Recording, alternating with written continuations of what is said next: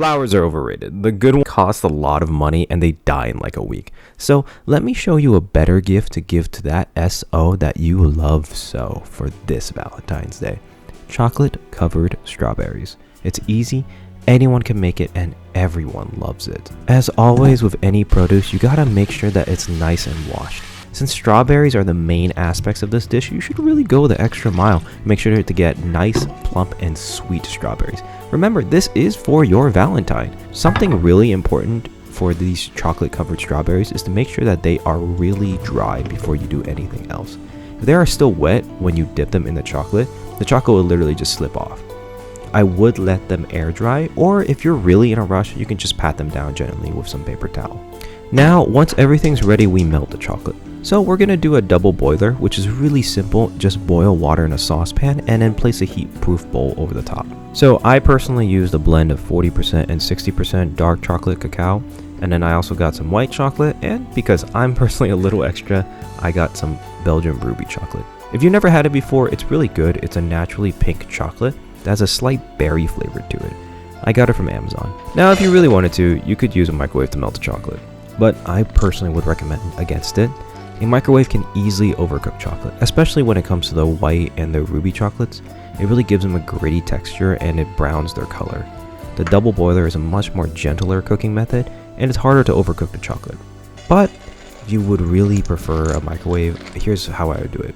You put the chocolate inside and microwave it for 15 to 20 seconds at a time, mix it with a spoon, and repeat until it's fully liquefied. So one thing to keep in mind is the white chocolate and the ruby chocolate will be a lot thicker than your normal chocolate, so don't worry if it doesn't really fully liquefy. Now that you're done melting the chocolate, here's a really good tip to make your life a lot easier.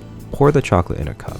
It's going to make the dipping part a lot simpler and is going to make it coat a lot easier. Trust me on this. Now it's pretty simple from here. Just dip your dry strawberries into the chocolate of choice and then place them on a lined baking sheet.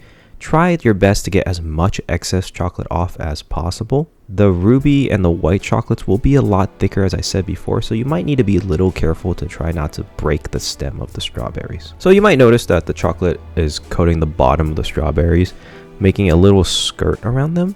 I personally don't mind this, but if you really want to make them more evenly coated on all sides with no skirt, you can skewer the strawberries from the top and stick the other side into like styrofoam or something and hang the chocolate dry. It'll give them more even of a coating and you won't have that skirt. Personally, I don't mind. I think it really gives a different texture and honestly it just kind of has a more quote rustic feel to it. From here, it's the optional part. You could stop here and it would look great. But if you're making this for your Valentine, you might as well go the extra mile. They deserve the little extra work to make these strawberries look the best they can be. Especially if they have to put up with you, don't they? So let's talk about decorating. Let's start with what I call a caramel sugar. This can be made way before you start melting chocolates and doing all that stuff. It's really simple. Just throw a bunch of sugar in a saucepan, then let it liquefy. Add water only when you need it, then swirl the pan when it starts turning this caramel color. And when all of the lumps are gone, pour it onto a non-stick lined baking sheet. Try to spread the caramel as thin as possible and then let it harden. After it's hardened, just crack it, and from there it's basically just candy glass. Just blitz it in a food processor and you got yourself golden caramel sugar. Now you just sprinkle the powder over the strawberries while the chocolate's still hardening to get a light coat. Now in terms of piping, I won't lie, I'm not the best at this. But in all honesty, you don't really have to be to make this look somewhat pretty. So to fill up the piping bag, just line a cup with the bag and then fill up the inside with the chocolate. After it's filled, just use a bench scraper to scrape the chocolate at the end to put all of the chocolate into the middle of the bag, so none of it ends up falling out while you're piping. Just snip the end of it and then now you're good to go. In terms of patterns, just doing the simple swirl pattern always works. You can try a few other options and other patterns. I tried doing some hearts. It was a little messy, but you know, it's the thought that counts. After you're done decorating, just place the strawberries in the fridge and let them set. Now admittedly, they're not going to look as good as the professionals. Hell, mine don't even look that good. Piping skills come with time and practice. But I guarantee the one you love will appreciate the work you're putting into it. It looks rustic, homemade, and will show the effort.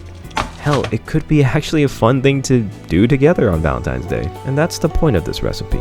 It's easy, and the decorating part is supposed to be fun, messy, and imperfect. and it's supposed to be those imperfections that you can find the beauty in it. And I thought that's a really good way to represent this holiday. Loving someone for all of the parts of them, and the effort that they put into loving you. Even if it's not perfect, it really shouldn't be. With all that being said, I hope you all have a wonderful Valentine's Day. Like and subscribe if you like this recipe and to check out more.